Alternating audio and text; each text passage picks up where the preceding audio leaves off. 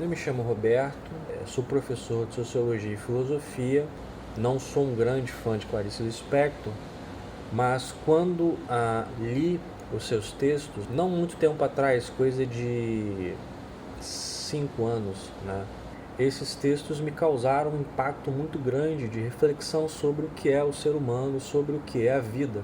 Acho que talvez essas sejam as duas maiores questões existentes na filosofia, né? E todo professor de filosofia, apesar de não ser formado em filosofia, né? Eu ministro aulas de filosofia e sempre gostei de ler coisas sobre filosofia, né? E na ocasião, né, acho que é interessante aqui contar um pouquinho do porquê que eu estou falando isso, em que contexto isso se encaixa. Eu acho interessante a gente falar rapidamente sobre. Primeiro, estamos no ano do centenário de Clarice Lispector. No dia 10 de dezembro desse ano, ela completaria 100 anos de vida. Ela nasceu, se eu não me engano, em 1920 e faleceu em 1977, 78, né? Então, estamos completando, mesmo com a ausência de alguém, né, ao centenário de uma das maiores escritoras da literatura brasileira, Clarice Lispector. E eu tive um breve contato com os seus escritos, né, e esses escritos, já havia falado, eles causaram um impacto muito grande sobre a reflexividade sobre a condição humana, de maneira filosófica, do ser humano, né? Apesar de Clarice Lispector não ter uma formação formal, entre aspas, né, em filosofia, seus textos, em grande medida, têm um grande questionamento sobre a existência humana, sobre os percalços da própria existência humana e quais os impactos, né, não é bem um termo apropriado, o termo impacto, mas qual são os efeitos que essa existência causa na própria vida do ser humano enquanto um sujeito pensante. Bom, eu tive contato com alguns textos, né, alguns livros, alguns romances. Eu particularmente considero Clarice Lispector uma das maiores escritoras brasileiras, né? Muitos comparam a literatura de Clarice Lispector, né, aquilo que os estudiosos da literatura chamam de modernismo, né? Muitos assimilam os escritos de Clarice Lispector aos de Virginia Woolf e de autores tais como o Ernest Way, né, norte-americano e tal. Mas eu acho que Clarice Lispector tem uma singularidade única, né? Peço perdão mais uma vez pela tautologia, mas Clarice Lispector tem uma singularidade. Ela escreve no momento histórico, ela é sujeito de um tempo histórico, não tem como a gente fugir desse aspecto do indivíduo, mas Clarice Lispector põe algumas questões que são essencialmente filosóficas, né? Bom, eu não venho aqui gravar esse vídeo para falar de filosofia, né? Muito pelo contrário, eu acho que esse curto e breve vídeo que eu quero gravar primeiro para participar de um grande movimento, né, que vem se estendendo no Brasil em comemoração do seu centenário, obviamente, né?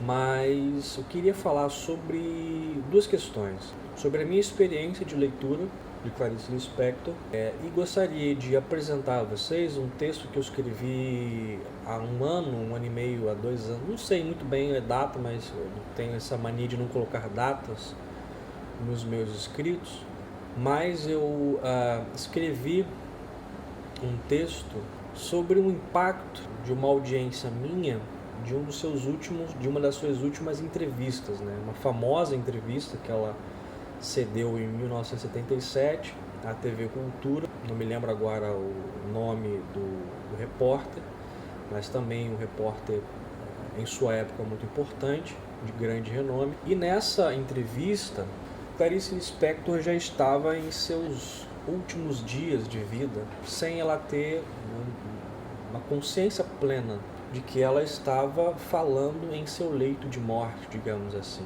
E ela tinha, de certa forma, até uma espécie de consciência, né, nesse vídeo, sobre sua finitude, sobre a sua plena, o seu pleno esvaziamento de si. E ela fala muito bem nisso quando ela narra o seu último escrito. Ela, não vou abrir aspas, né, porque não é uma citação direta de Clarice Lispector, de sua fala, né, mas ela menciona algo como: bom, agora que eu terminei essa minha última novela, né, ela está falando de um texto na época que era inédito ainda, não havia sido publicado, mas ela estava falando da sua última novela, que se chama A Hora da Estrela, né, que é o seu clássico livro de Clarice Lispector, que conta a história de Macabeia. Alguns estudiosos dizem que é Clarice Lispector em terceira pessoa, né, mas fica aí um vácuo interpretativo para aqueles que gostam, né, de falar sobre os personagens. Eu não quero falar sobre o personagem Macabeia, eu quero me debruçar rapidamente sobre essa última entrevista, né, e o que essa entrevista causou, a consequência que essa entrevista causou na minha vida. E a partir dessa minha audiência eu escrevi um texto, e ao final eu gostaria de ler esse texto em homenagem a Clarice Lispector, que surgiu de um momento meu, de uma profundidade de leitura em seus textos muito grande. Eu gostaria de ler, deixando claro que esse texto ele é inédito, ele não foi publicado em nenhuma plataforma, ele é de minha autoria. Então eu gostaria de ler aqui, tá, o texto, e ao final eu gostaria de deixar uma reflexão sobre a importância do pensamento de Clarice Lispector nos tempos atuais, nos tempos em que pessoas já não mais se relacionam com os livros, pessoas que se esvaziam, né, de sentido por medo de ler coisas que mexem com o nosso ser, né? E sem dúvida nenhuma, provavelmente eu devo compartilhar um sentimento que é comum a todos os fãs, digamos assim, de Clarice Lispector, né? Que o texto de Clarice Lispector nos cria um rebuliço interno, né? Acho que dificilmente alguém, após a leitura de qualquer um de seus contos ou romances, né, não passa por uma fase de reflexão, seja sobre si mesmo ou sobre a condição humana. Acho que talvez essa seja uma das principais características dos textos de Clarice Lispector. Não tem como a gente afirmar se ela escrevia com essa intuição, né, com esse intuito. Não tem como você abrir um texto de Clarice Lispector, um conto, uma crônica, um romance, e ao final dessa crônica, desse escrito, você não refletir sobre si mesmo ou sobre a condição humana, né? Justamente, né, um exemplo prático desse rebuliço é o meu texto. Quando eu terminei de assistir a última entrevista dela em 77, que está disponível, né, no YouTube, na internet, a maneira como ela se comportou, né, na entrevista me causou um desconforto filosófico, um desconforto do pensamento, e aquilo me fez refletir sobre não só a personalidade de Clarice Lispector, mas sobre a condição humana de alguma forma, né? Então eu gostaria de ler e encerrar com uma breve reflexão sobre quem é Clarice Lispector para mim. Vamos lá. O texto não tem um título, simplesmente abre aspas e fecha aspas, tá? Vamos lá. Queria eu descobrir quem é essa mulher maternal, mas muito forte, fortaleza de vigor filosófico que tanto nos encanta. Seus escritos são um alento para aqueles no qual sua condição material é, até certo ponto, bastante confortável, mas vivenciam diariamente seus desarranjos filosóficos. Seus olhos são tão fundos e ao mesmo tempo tão profundos. Quando eu os vejo, sinto uma vontade que vem do peito, às vezes de chorar e também de sorrir. Dizem ser indecifráveis, mas não se decifra aquilo no qual não há definição. Quem vai compreender o que é liberdade? Liberdade é mais uma sensação do que algo palpável.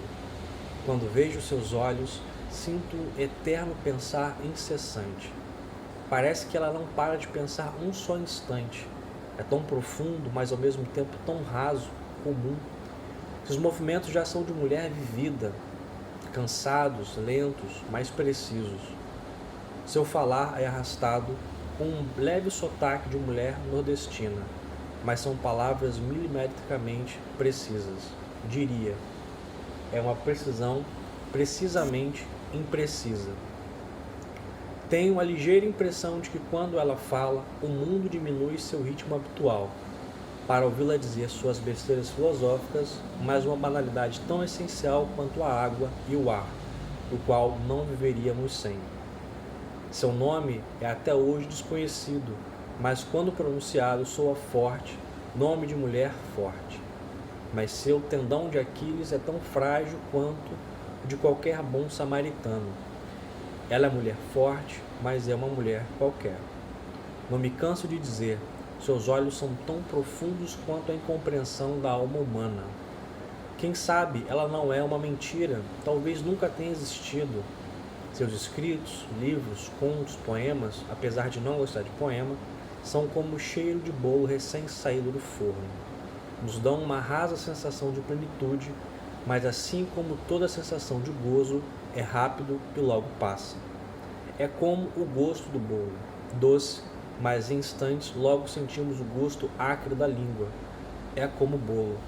Pode ser pequeno ou grande, na verdade nunca nos satisfaz. Clarice Lispector. Eu escrevi esse texto por causa do olhar da Clarice Lispector. Quando eu lembro, ou quando eu puxo em minha memória uma imagem de Clarice Lispector, a primeira coisa que me vem à mente são os olhos dela. Esses olhos de estranhamento, esses olhos de não faço parte desse mundo, não consigo nem compreender quem eu sou, quem dirá as outras pessoas. Então acho que, de certo modo, Clarice Lispector, isso é opinião, tá? Não quis dizer absolutamente nada em seus textos. Na minha singela opinião enquanto leitor, Clarice Lispector é puro estilo, é literatura em sua essência, é uma espécie de soma mágica das palavras que cria um sentido sem nenhum sentido. E isso é profundamente filosófico, não porque é filosofia em si, mas é aquilo que a um bom leitor atento nos causa espanto, o princípio da filosofia, o espanto que causa o pensamento. Então, o que deu origem a esse pequeno texto, de não mais do que 300 palavras, foi justamente o olhar de Clarice Lispector sobre as coisas.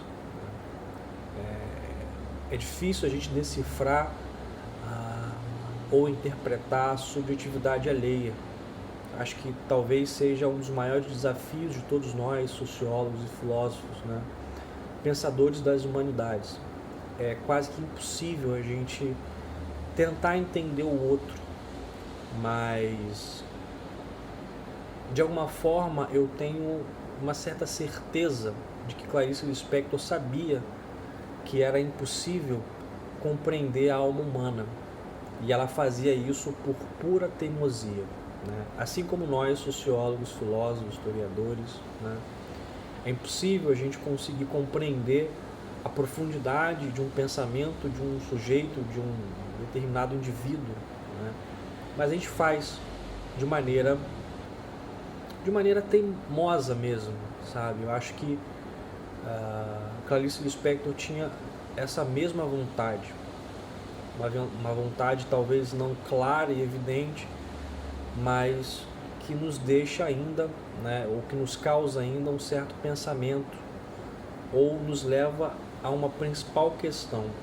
ou pelo menos me leva agora a uma principal questão, que é: o que Clarice Lispector quis dizer em seus textos?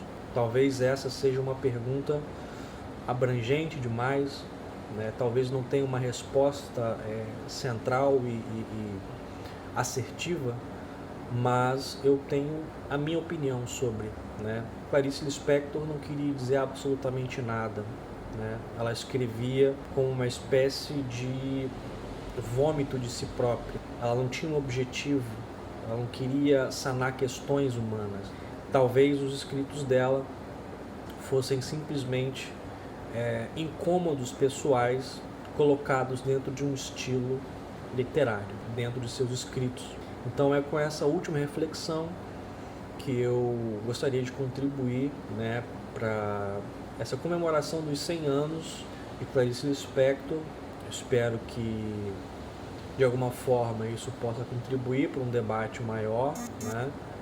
E obviamente eu estou aqui para conversar, ou enfim, para quem achar que vale a pena falar sobre, tá? Então, aqueles amantes de Clarice Lispector, a única coisa que eu diria é que seus textos jamais serão compreendidos, e por isso é que hoje, ou nesse ano de 2020, a gente fala de Clarice Lispector, né? Eu acho que existe uma questão central nos autores que são incompreendidos, é que eles acabam se tornando eternamente contemporâneos. Volta e meia, alguém vai falar de Clarice Lispector, não por uma certeza absoluta, mas pelas dúvidas que os seus textos causam em nós. Até logo. Tchau, tchau.